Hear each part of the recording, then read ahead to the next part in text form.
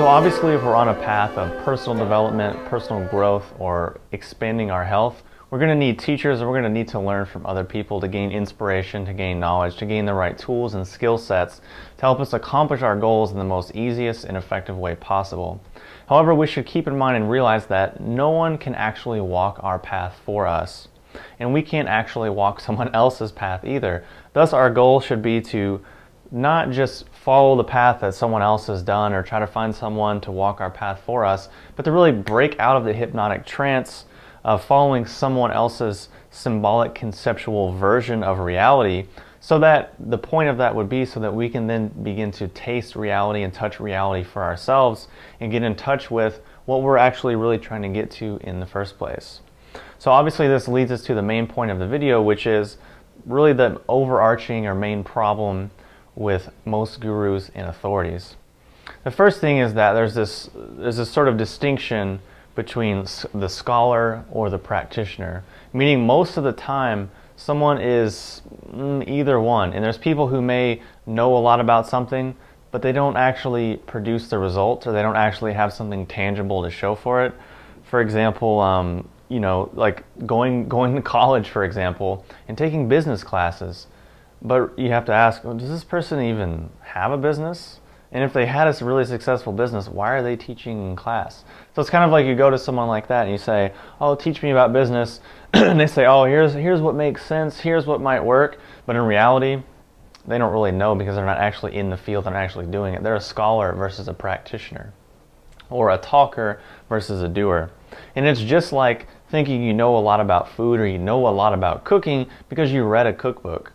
But in reality, you can spend hours or even years studying this book, studying all the different foods, studying all the different combinations, but until you've actually taken the food yourself and tasted it and touched it and say, oh wow, okay, now I get it, now I understand a little bit what this is actually about, you can't actually do it.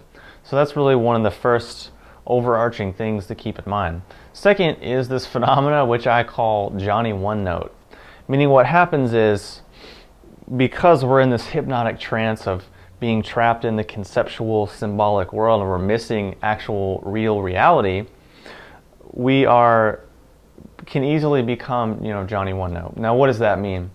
Basically, if you look out, you know, in sort of the health field, you see all these different people and they all have the thing. You know, if you just do this diet, everything will be perfect. If you just do CrossFit 5 times a week and eat primal and do paleo and do the caveman diet, everything will be perfect. Or if you're just a raw vegan, everything will be perfect. Or if you just take tonic herbs every single day for the rest of your life and balance all of your energies, everything will be perfect. But in reality, all of these modalities and strategies are quite helpful and beneficial, of course. There's no doubting that, there's no debating that. But they're not the right fit for everyone. They're not the right fit in every single situation, but the problem is people become Jonny One Note. So you talk to this person and they say, oh, well, I have this, I want to achieve that.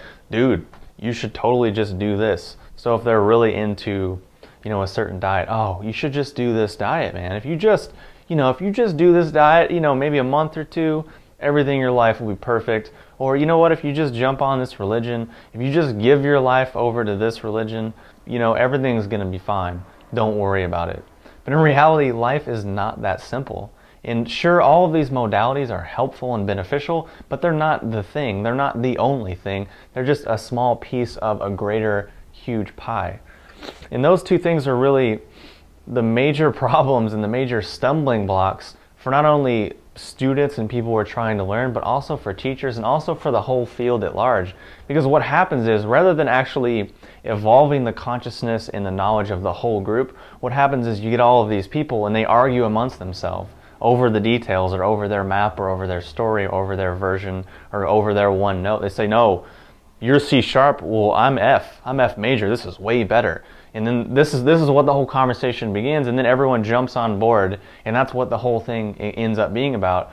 But originally people were getting into this for health, or they're getting into this for personal development or personal growth or spiritual growth. But that's not really what happens, because we get distracted or we get caught up in these hypnotic trances of the symbolic linguistic aspect of reality, which I was just talking about. So hopefully that sort of illustrates the Jonny One Note phenomena.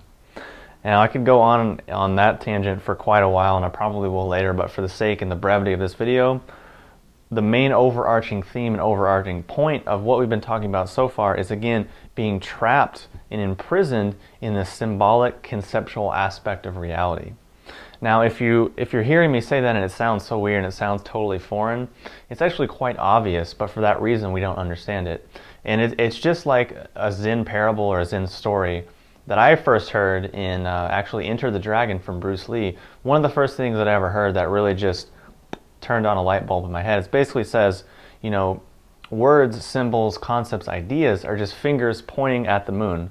Meaning if we're walking along and I say, oh my God, look at the moon, and I point, and you say, wow, yeah, and you're staring at my finger, that's what happens with words and with reality. We're saying, okay, well, I'm going to do this diet, or I'm going to do this strategy, or take this religion, or do this fast cleanse supplement, whatever, and we think, oh yeah, this is the thing, and then we're like right here, but we miss the bigger picture of what that's actually referring to in real reality. Just like if we're reading a cookbook, we're thinking, oh, we know the measurements, we know the ratios, but that's not what the actual end result is, because the actual meal, sure, it can be thought of and looked at as teaspoons and tablespoons, but that's not what it is. You can't take a meal out of tablespoons and sit there and eat that, because that's just a measurement that we made up. Hence, symbolic conceptual version of reality. So again, the point is to break out of that and to start eating the meal instead of eating the menu. So in other words, instead of thinking the symbol or the paradigm is the actual thing, this causes us to miss out on the actual tangible existential feeling aspect of reality. So in other words, we can still be in this trance of the linguistic, symbolic, conceptual form of reality. So the end goal isn't to follow someone else's path or try to get someone to walk our path, but obviously learn all of these things, take all of these things in, but realize that the thing isn't actually the thing. That what we're all going for is something which is bigger than words, it's beyond words, it's that which the words are actually referring to. So if that still doesn't make sense, I can make a 6-hour video about water, but that video will never actually quench your thirst, because the actual thing which is water is separate than H2O, or separate than ice, separate than all these little words that we give to it, because it's a separate thing which we can't put into words. We can describe and say, oh look, that's water over there, but it's much bigger, it's much deeper. So hopefully that's been helpful. Hopefully that's taken a lot of maybe disparate ideas, tied them together in a contextual way that's easy to understand. Most importantly, hopefully you can easily apply it, because that's the point, obviously. So if you have any questions or comments, post them below, and I'll talk to you soon.